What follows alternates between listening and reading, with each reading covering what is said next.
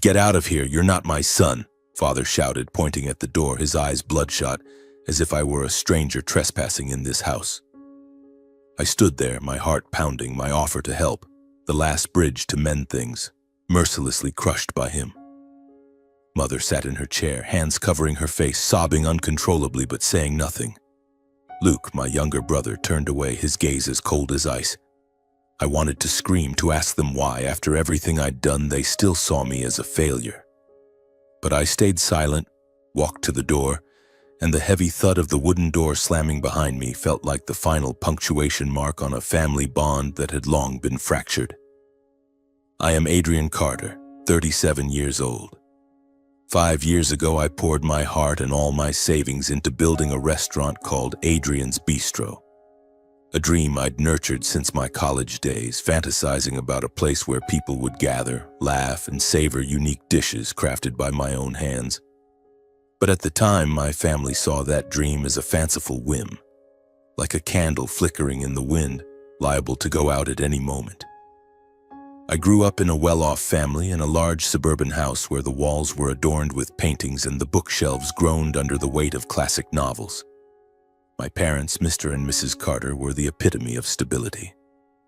Father, a retired accountant, always took pride in the balanced figures in the family ledger. Mother, a literature teacher, loved Shelley's poetry and often spoke of her youthful dreams of becoming a writer, though she chose the safer path. They had a spacious house, a few savings accounts, and a steadfast belief that a good life was a risk-free one. I loved them, but sometimes that love felt heavy, like a shadow I couldn't step out from. Then there was Luke, my brother, 5 years younger, whom the family called the Pride. Luke was the sales director of a major corporation, going to work in crisp suits, driving a sleek BMW, and always regaling us with stories of million-dollar deals. He was smart, charismatic, and had a knack for earning people's trust. My parents looked at Luke as if he were a beacon, proof that they'd done everything right. I wasn't jealous, honestly. I just wished sometimes that they'd look at me with the same eyes. My restaurant sat on a bustling street corner with a wooden sign bearing its name and small windows framed with red curtains. I opened it 2 years ago, using up all my savings and taking out a hefty loan. I wanted to create a warm place where diners wouldn't just eat but feel the passion I poured into every dish. But reality was harsher than I'd imagined. Customers came sparingly, bills piled up, and every night I sat alone in my tiny office, staring at the negative numbers on the balance sheet, wondering if I'd been wrong to choose this path. My family knew. They didn't say it outright, but I could see it in Mother's eyes when she stopped by, glancing at the empty tables and sighing. Father was more direct. "Adrian, you should find a stable job," he said, his voice flat like he was reading a financial report. "A restaurant is a gamble and you're not a card player." I smiled, nodded, but inside something shattered. I didn't want them to worry, but I also didn't want to give up. The restaurant wasn't just a job, it was me. The sleepless nights crafting menus, the joy of seeing a customer smile because of a dish I'd made. Luke was different. He didn't criticize, but he didn't support me either. Once when I invited him to eat at the restaurant, he looked around, raised an eyebrow, and said, "This place, it's cozy, but how are you going to manage with all that debt?" I didn't answer. I didn't know what to say. Luke didn't understand, and I didn't blame him. He lived in a world of big numbers and secure contracts, while I lived on hope and fragile dreams. The tension became more apparent that Christmas afternoon. My parents called me to the house, saying there was something important to discuss. I went, bringing a bottle of wine from the restaurant, hoping to lighten the mood. The house was the same as ever. The smell of polished wood, the warm glow of yellow lights, and the family portrait above the fireplace where Luke and I, as kids, smiled brightly beside our parents. But the atmosphere that day was different. Father sat at the head of the table, hands clasped tightly. Mother avoided my gaze, and Luke quietly sipped his coffee. "Adrian," Father began, his voice low, "we need to talk about the future, about the family's assets." I nodded, my heart racing, though I didn't yet grasp what was coming. He continued, Your mother and I have thought long and hard. We want to protect what we've built, the house, the savings, everything. But with your situation, with the restaurant and the debt," he paused as if the words were heavy for him too. "We're not sure you can manage it well." I felt the blood rush to my face, not out of anger, but from a sharp, piercing pain. "What do you mean?" I asked, though I was starting to guess. Mother spoke up, her voice trembling. "Adrian, sweetheart, we just want what's best. Luke has a stable job. He knows how to preserve things. If we divide the assets and your restaurant fails, then—" Father cut in, his voice firm this time, unwavering. "Your mother and I have decided. We won't be leaving the assets to you. The house, the savings, everything will go to Luke." I blinked as if I'd been slapped. He went on, "You're in debt. Your restaurant is a failing gamble. I can't let you squander what your mother and I spent our lives building on a dream that isn't real. When you have a more stable job, we'll reconsider." My chest tightened, as if the air had been sucked out of the room. I wanted to scream, to tell them that the restaurant was my soul, that I would succeed. But the words caught in my throat. I looked at Luke, hoping he'd say something, but he stayed silent, his eyes fixed on the table. The pain welled up, not anger, but a deep sadness, like being rejected by the people I loved most. I took a deep breath, nodded, and said, my voice hoarse, "I understand." No arguments, no defenses, because I knew words wouldn't change anything. That night I drove home, the bottle of wine still unopened in the trunk. The streets were foggy and I felt like I was drifting through a dream with no way out. I didn't blame my parents or Luke. They were just doing what they thought was right. But the pain lingered like a cut that didn't bleed but throbbed. I told myself I would prove them wrong, not out of revenge but to show them and to convince myself that I was strong enough to stand on my own.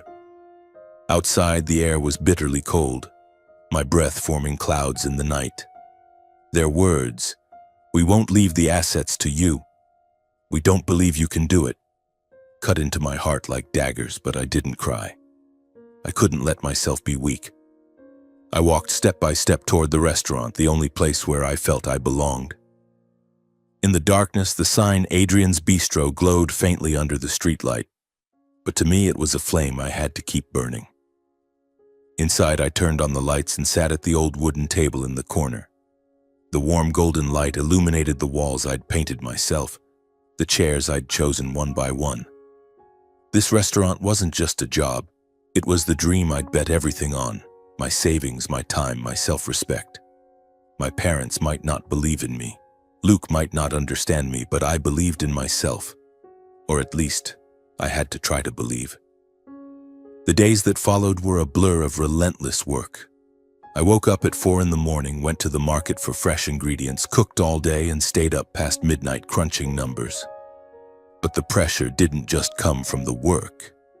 The bank sent debt notices like clockwork, one every week, harsh reminders that I was teetering on the edge. The red numbers in the ledger, the calls from creditors, the ping of emails on my phone.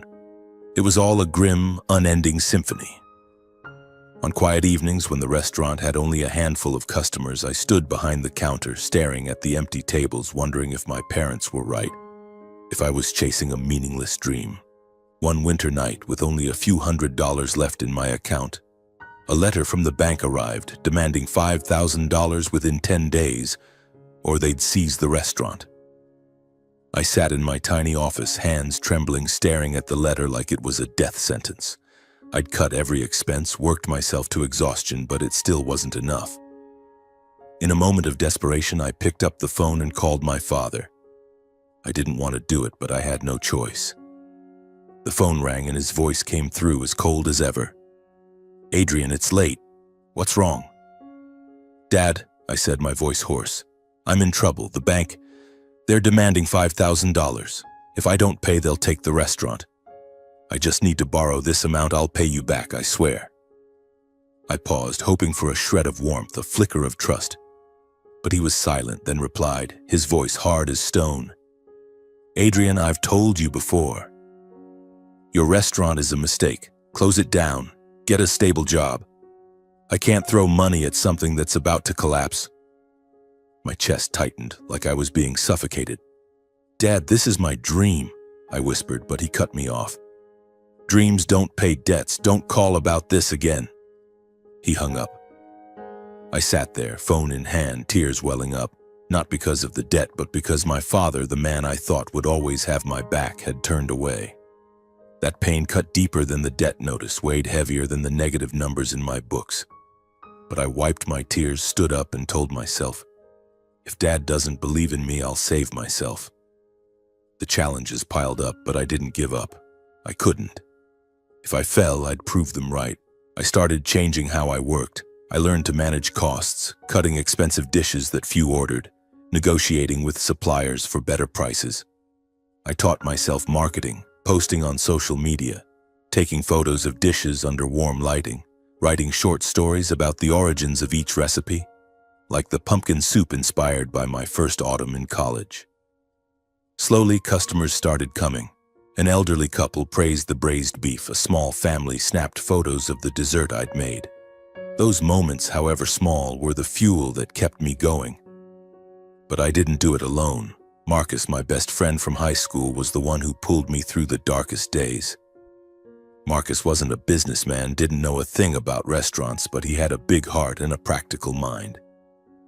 One afternoon, as I sat in my office staring at a pile of bills, Marcus walked in, tossed a coffee on the desk, and said, "You look like you're about to die, Adrian. Spill it, how can I help?" I gave a weak smile, but he wouldn't let me brush it off. He sat down, forced me to tell him everything about the debt, the call with my father, the fear of losing the restaurant. Marcus didn't offer a magic solution, but he gave me what I needed most. He believed in me.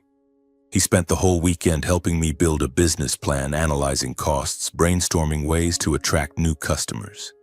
He connected me with a local food supplier, helping me lower ingredient costs while maintaining quality.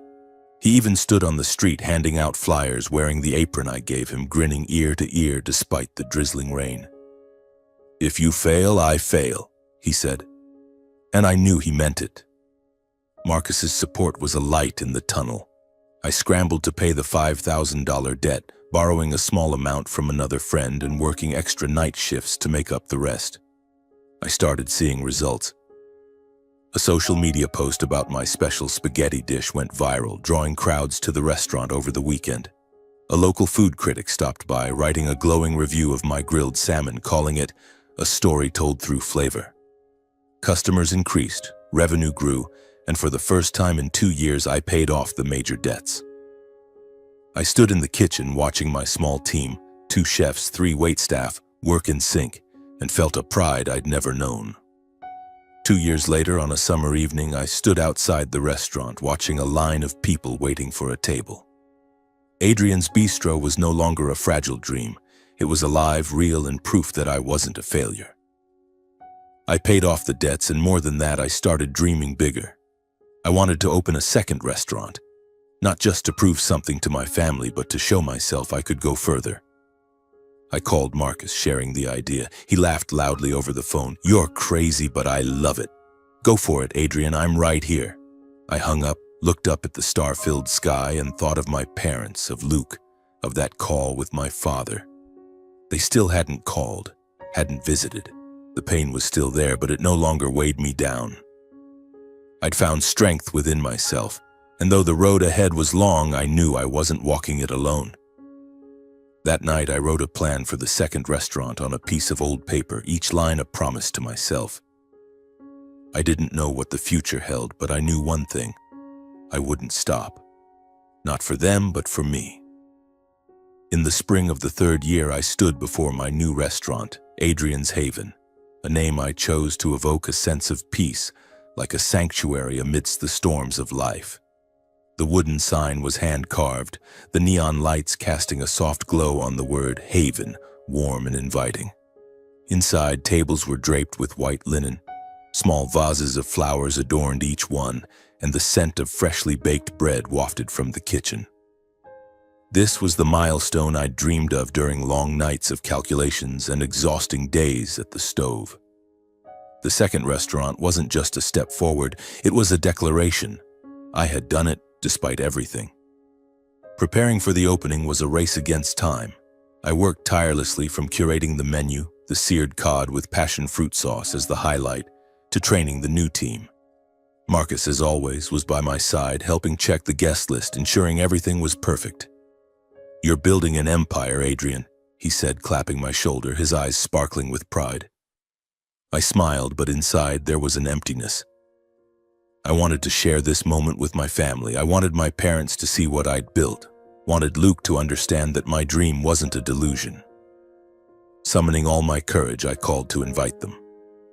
First, my mother. The phone rang for a while before she answered, her voice soft but distant.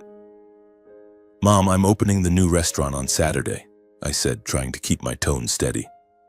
"I'd really love for you and Dad to come. It's important to me."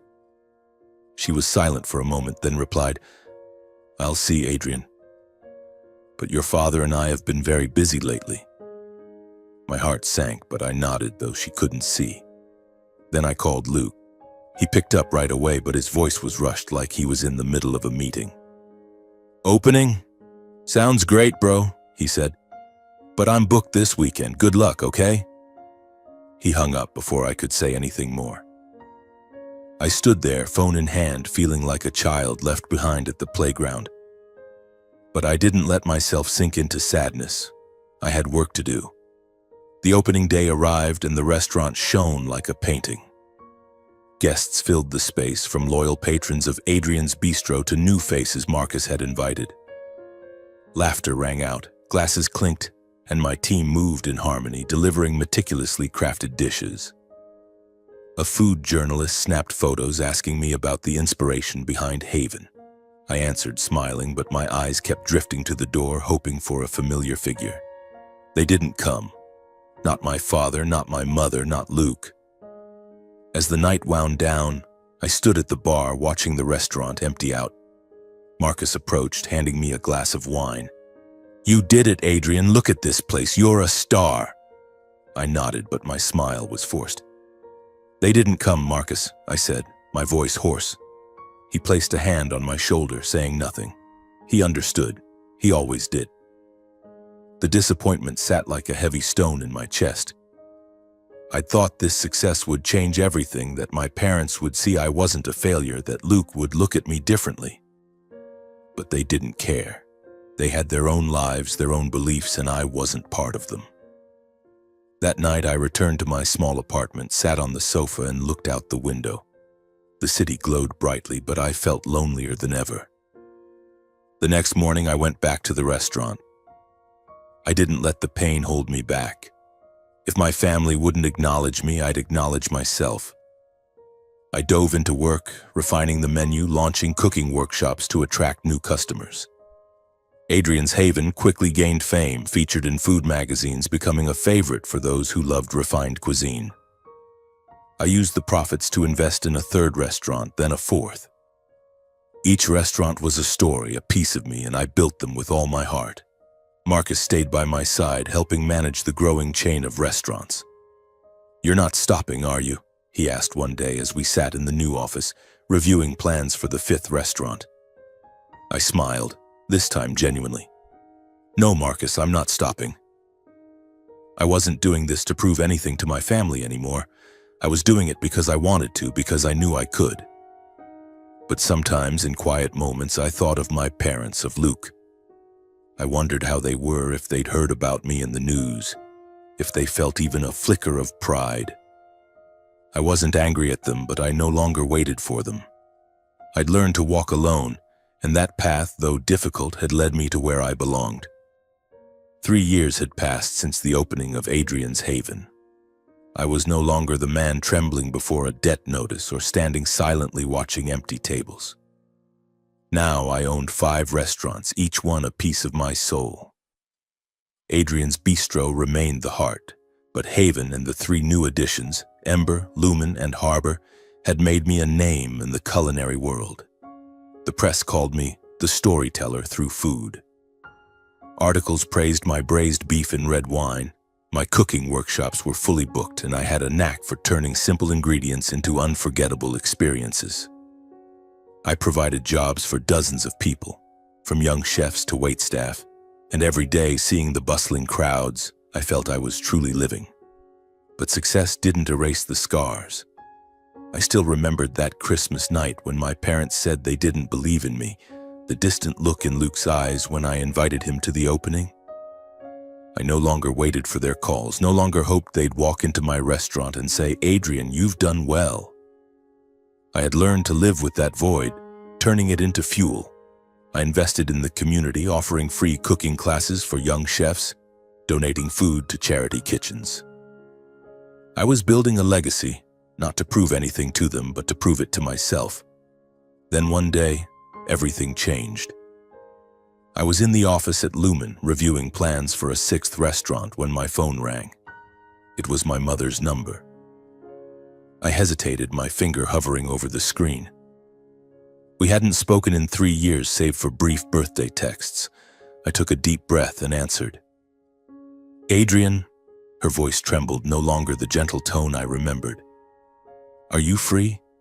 Your father and we want to see you." I heard something in her voice, desperation. "What's wrong, Mom?" I asked, my heart pounding. "Just come, please. At the house tonight." I agreed, though a sense of unease welled up inside me. I arrived at the old house, once a home, but now a place that stirred painful memories. The house was still beautiful, but something felt worn. Peeling paint, the flower garden my mother cherished, now overgrown with weeds. I knocked and my mother opened the door, her eyes red, her hair grayer than I remembered. My father sat in the living room, his back hunched, no longer the confident man who once declared I wasn't trustworthy. Luke was there in a wrinkled shirt, no longer the polished figure he used to be. No one greeted me with a smile. "Adrian," my father began, his voice hoarse, "we're in trouble." He paused as if the words pained him. My mother continued, "Luke's company. It went bankrupt. He borrowed money to start a new venture, but it failed. We've used up all our savings, mortgaged the house. Now, we have nothing." Luke bowed his head, his hands clenched. I looked at him, my brother who was once the family's pride, now a shadow of himself. "We need your help," my mother said, her voice breaking. "You've succeeded, Adrian. You can save us." I sat there, silent, emotions surging like waves. Part of me wanted to shout, "Why now? Why, after you turned your backs on me, called my dream meaningless?" But another part, the part that still loved them, ached to see them like this. I thought of the nights I wrestled with debt, the days when no one in the family asked how I was. I thought of Adrian's bistro, of Marcus, of the customers who believed in me, and I realized I didn't owe them, but I also didn't want to be the one to turn away. "I'll help," I said, my voice calm though my heart raced. "But there's a condition." They looked at me, their eyes a mix of hope and skepticism. "Dad, Mom, Luke, I want you to work at my restaurants." Starting from the bottom, waitstaff, receptionist, kitchen assistant. "I want you to understand my work, to see its value. If you agree, I'll pay off the family's debts and save this house." Silence enveloped the room.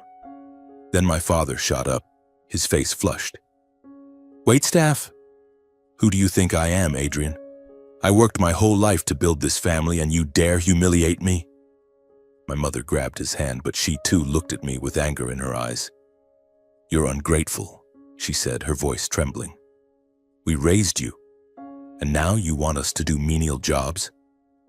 Luke, speaking for the first time, growled, "Who do you think you are, Adrian?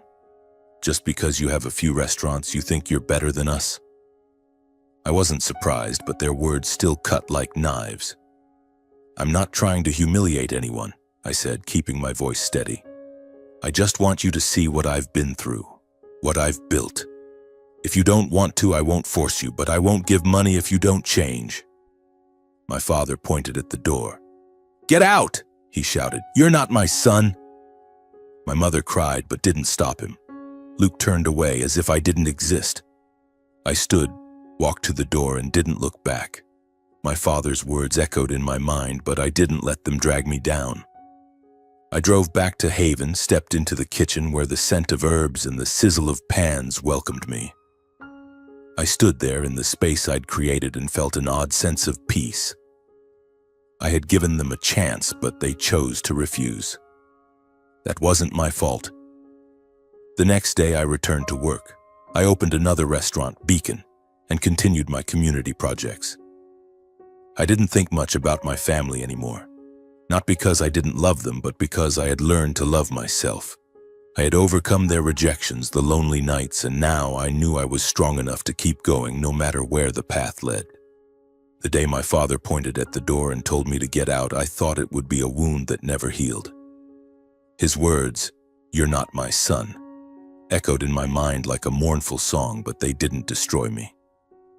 I had once feared losing my family, terrified that without them I'd be lost.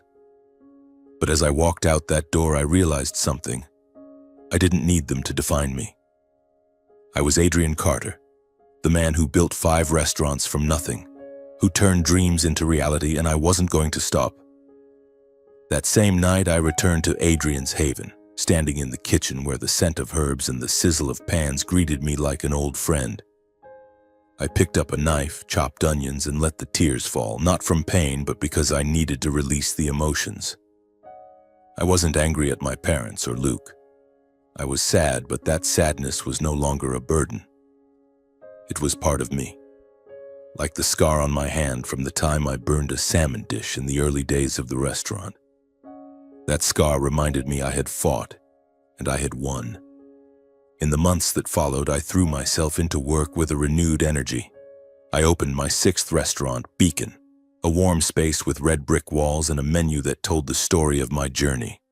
From the pumpkin soup of my struggling days to the now famous braised beef in red wine. Beacon was more than a restaurant. It was a lighthouse guiding people like me, those who had been doubted but refused to give up. The press continued to write about me, calling me an inspiring entrepreneur. I appeared on a culinary TV show, standing before the cameras, sharing how I turned failure into motivation. I smiled, talked about Marcus, about the sleepless nights, but I didn't mention my family. Not because I hated them, but because my story was now my own. I invested more in the community. I launched a program to support young chefs, offering scholarships and practice space in my restaurants. I remembered the loneliness of starting out when no one believed in me, and I didn't want anyone else to feel that way. One afternoon, I stood in the kitchen of Bistro, teaching a young girl named Mia how to make beurre blanc sauce. She was clumsy, spilling the pan, but her eyes lit up when I said, "It's okay, try again. Keep going, you'll get it." Looking at Mia, I saw myself 10 years ago, full of ambition, full of fear, but unwilling to stop. Helping her, helping others like her, made me feel I was leaving a legacy bigger than my restaurants. I also expanded my charitable efforts. Once a month, Haven hosted a free dinner for the homeless, where I personally cooked simple but comforting dishes: potato soup, toasted bread, and hot tea. Those diners, with their tired but genuine smiles, reminded me that happiness wasn't in money or fame, but in moments of connection. Marcus, always by my side, would tease, "You're turning your restaurant into a community kitchen, Adrian." I'd laugh, "So what? This is my home and I want to share it." In quiet moments, I thought about my family. I didn't call them and they didn't reach out. I heard through the grapevine that Luke had moved away, taking odd jobs to get by. My parents sold the house and moved to a small apartment. I didn't know the details, and part of me didn't want to. Not because I was cold, but because I had learned to let go. I still loved them. That love would never fade, despite the pain they'd caused. But I no longer let that love bind me. I had forgiven them, not because they deserved it, but because I needed to be free. Forgiveness didn't mean forgetting. I still remembered my mother's disappointed gaze at my empty restaurant, my father's voice saying I'd squander their legacy, the way Luke turned away when I needed him most. Those memories were part of me, but they didn't define me. They were lessons, teaching me that family isn't always the ones who support you most. Sometimes family is the ones you choose, like Marcus, who stood by me through every storm. like my restaurant team who believed in my dream, like the customers who made my work feel meaningful. One winter evening, I stood before my newest restaurant, Aurora, the golden lights illuminating the carved sign. The crowd was lively, laughter spilled through the windows, and the scent of baked apple pie filled the air. I wore a thin coat, my breath forming clouds, but my heart was warm. I looked into the restaurant, seeing Mia at the counter, confidently greeting guests. Marcus, now the chain's manager, checking the books, and the diners raising their glasses, sharing their stories. This was the world I'd built, not to prove anything to anyone, but to live true to myself. I pulled out my phone, opening an old photo, the family portrait above the fireplace where Luke and I were young, our parents smiling. I looked at it, feeling a faint pang, but no longer pain. I put the phone away, looked up at the star-filled sky. The city pulsed, vibrant and endless, and I knew I was part of it. I had overcome every challenge, not just to prove something to my family, but to affirm my own worth. I stepped into Aurora, blending into the crowd. A customer called out, complimenting the dessert. I smiled, thanked them, and returned to the kitchen. The knife in my hand moved lightly, rhythmically, like a song. I was no longer the man afraid of failure, afraid of rejection. I was Adrian, and I had found where I belonged.